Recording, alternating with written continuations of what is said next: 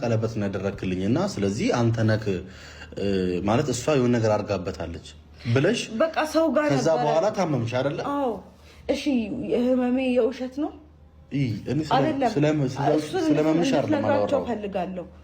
የታመምኩት የሆንኩት ውሸት ነው ወይ? የውሸት አልታመምሽም። የውሸት ብትታመሚማ ለምን ነው የውሸት ታመምሽ? እንደዚህ ቀልዳለሁ ነው ካንቺ ጋር በቃ። ስለዚህ እኔ ደግሞ እንግዲህ ግን እሱ ምክንያት አይሆንም ነው ማለት ነበረብኝ ወይ ያ ነገር ከዛ በፊት ነበረብኝ አብሬ በኖርኩ ሰዓት ከዛ በፊት እንደዚህ አይነት ነገር አሳልፌያለሁ። አላሳለፍሽም። በቃ እሱን ቴንኪው። በቃ እኔ እኮ አሁን ማለት ነው የሆነ ነገር ያለበት ሰው ገባህ አይደል?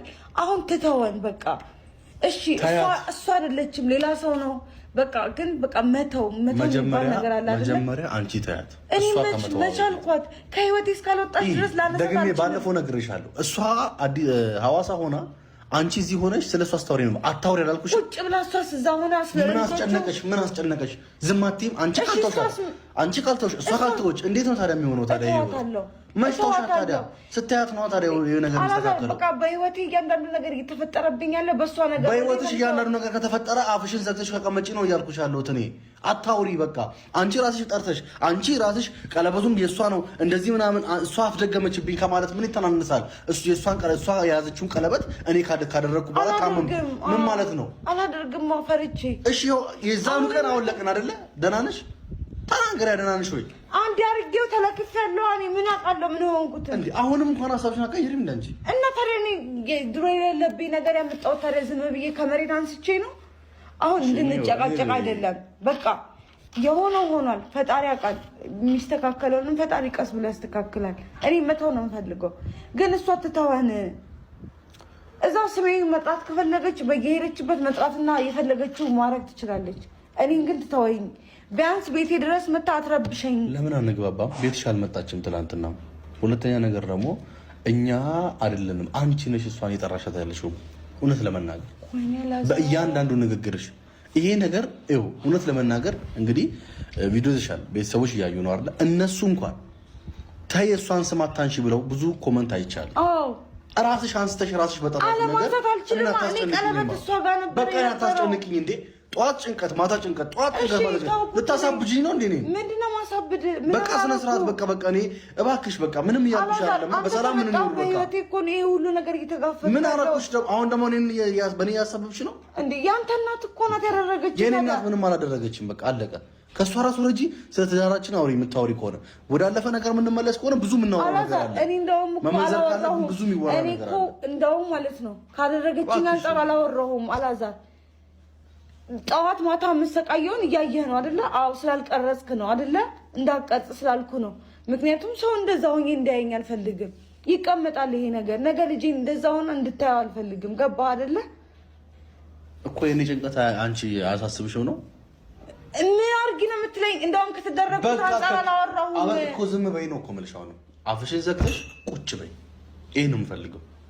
ከዚህ በኋላ ስለ ቀለበቱም ሆነ ስለተለያየ ነገር ማንሳት አልፈልግም። አሁን አንስቼብሃለሁ። አሁን ታዲያ ስለምንድን ነው የምታወሪኝ? እናትህ የምትይኝ ታረግ ከሌላ ጉዳይ ነው። ትናንትና እንደዛ ልታረገኝ ነበረ እና እሰጋለሁ። መውጣት ካለብኝ ራሱ ከአንተ ጋር ነው እንጂ አልወጣም ከቤት። እኔ ትዳሬን ማበላሽት አልፈልግም። በቃ ብዙ ነገር አሳልፌበታለሁ፣ ብዙ ነገር ሆኜበታለሁ። በቃ እኔ እናንተ ጋር ታፈቅረኛለህ አይደለ? አትወደኝም? ከኔ ጋር አብረን መሆን አትፈልግም? ምን ማለት ነው? በቃ ዛሬ በግልጽ ነው እየጠየቅኩ ያለሁት። ከኔ ጋር መሆን አትፈልግም ወይ? ንገረኛ። እንዴት አልፈልግም? በቃ ይሄንን ህይወት ደግሞ እኔ እናንተ በመነጋገር እናስተካክል። ተጨቃጭቀን የትም አንደርስም። እኔ ማልጨቃጨቅም አንተማ በቃ ከቤተሰብ እንራቅ። ሁለታችን ቤትን ፈልግ። አንድ ቤተሰብ ይመጣል ተደዋውለናል እና አንተን ሊያወራ ይፈልጋል። እስከ ዛሬ ድረስ ደግሞ ያልመጡት በቃ እኔም ደውዬላቸው አላውቅም። እኔም አሳልፌ ሌላ ሰው እንዲገባብን ስለማልፈልግ ለቤተሰቦች የተናግሬ እንደዚህ ሆኛለሁ ብዬ አላውቅም። ግን ደግሞ ሚዲያ ነው ያዩታል። እያንዳንዱ ነገር ሲፈጠር ዝም አንልም። በቃ ማለት እየመጣ ነው። አንተ አታውቀውም። ዛሬ ነው የማስተዋውቅህ።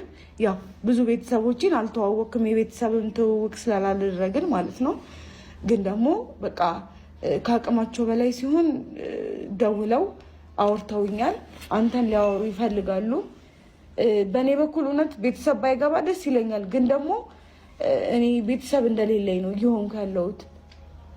ሰው ሁላችን ልጅ ቤተሰብ የላትም ወይ እያየ ነው ኮመንቶች ላይ ምናምን ቤተሰብ እንደሌለኝ አድርገው ነው የሚቆጥሩት። ግን እኔ ሁሉ እንደዛ የሆንኩት ለትዳሬ ነው። ሊያወራ ይፈልጋል ስለምን ያወራል? ስለኔ ደግሞ እነሱ መቼም ቤተሰብ ናቸው። ገባ? እንደዚህ ሲሆን ያለው የተፈጠረው ያለው ነገር አላውቅም። ምን ብለህ እንደምታሳምነው ምን ብለህ እንደምታወራው በምን ጉዳይ እንደሚያወራ አላውቅም። ግን ደግሞ እስከዛሬ ዝም ያልኩት ትዳር ነው። በትዳር መሀል መግባት አልፈልግም ብሎ ነው። ግን ደግሞ ዛሬ የግድ ላወራው ፈልጋለሁ ብሎኛል። ለዛ ነው መብራት በሌለበት ራሱ ቪዲዮ ይዤ የመጣሁት። ገብቶሃል አይደለ? አላውቅም ምን እንደሚያወራ አብረን እንጋፈጣለን እና አላውቅም ምን እንደሚል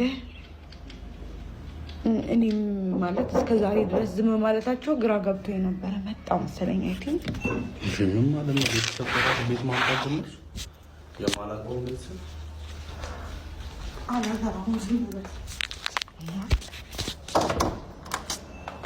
ሰላም፣ እንዴት ነህ?